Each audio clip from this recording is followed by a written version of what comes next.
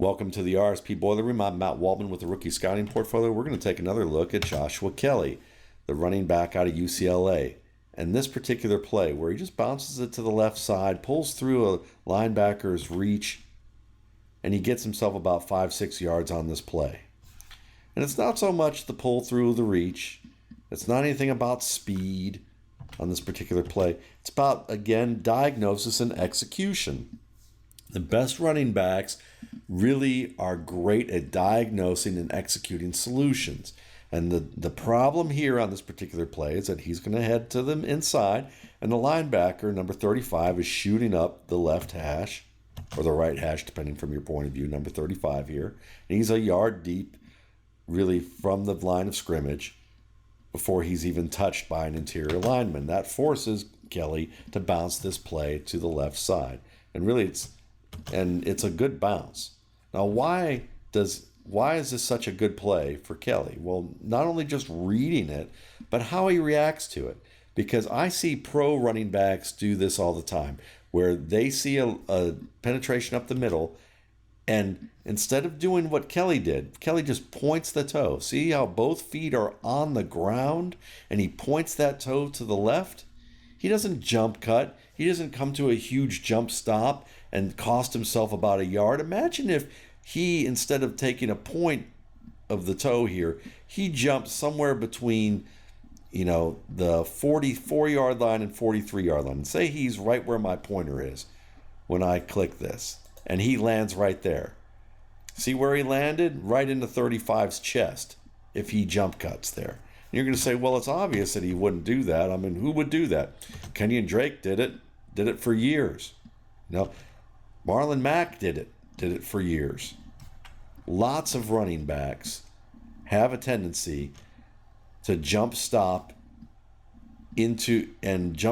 towards the line of scrimmage when they try and execute a solution to bounce outside, because they think a jump cut has to be the more dynamic way to do this. So they end up jumping to a stop and then cutting outside, as opposed to just taking a step, planting with that right foot, and then pointing with that left toe.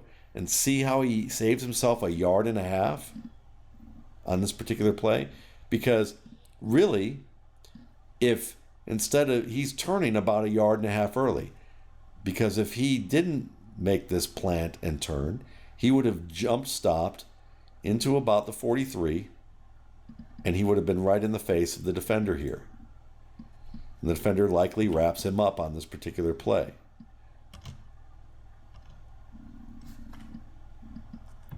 It's really about efficient execution of footwork.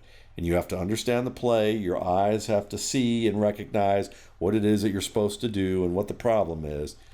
And then in your vocabulary, you have to have an efficient solution. And you have to process that quickly. See how it's just a step and a go? Let's be even more conservative about this. Let's just say that Joshua Kelley right here decides that he's going to execute a jump stop, and he only gets to about the 44 instead of in between the 43 and 44. So he's able to basically hop, say, about right here. He's still going to be about a half step late. And this is the point where he's going to now be trying to turn and run, as opposed to already being turned and run. He's about a half a step or a step and a half ahead, really, about where he would have been if he made this jump cut or a jump stop. And you can see too that because he's early on this turn, the two edge defenders aren't as quickly to be able to get a hand on him, because if he's late here and he waits, it's another beat and a half or a beat before he turns, not only is he in danger with the defender in the middle, but he's in danger with this defender on the outside, and he's in danger with this linebacker here, where the linebacker maybe gets a better hand on him. Very efficient run here by Josh Kelley. It's a very good sign to me that when he's on his game, he has some good footwork maneuvers that isn't just about parallel cuts or jump cuts. He can just point the toe and make the turn. Economical. You want to be economical as a runner sometimes. Thanks again for watching. For more RSP boiler room videos, you can check out my YouTube channel, Matt Waldman's RSP Film Room, and my site, www.mattwaldmanrsp.com. Look at it one more time. See, a lot of guys would take that longer step and then jump cut. He just points. Gone. Chris Johnson, Arian Foster, they do that really well, or they did that very well.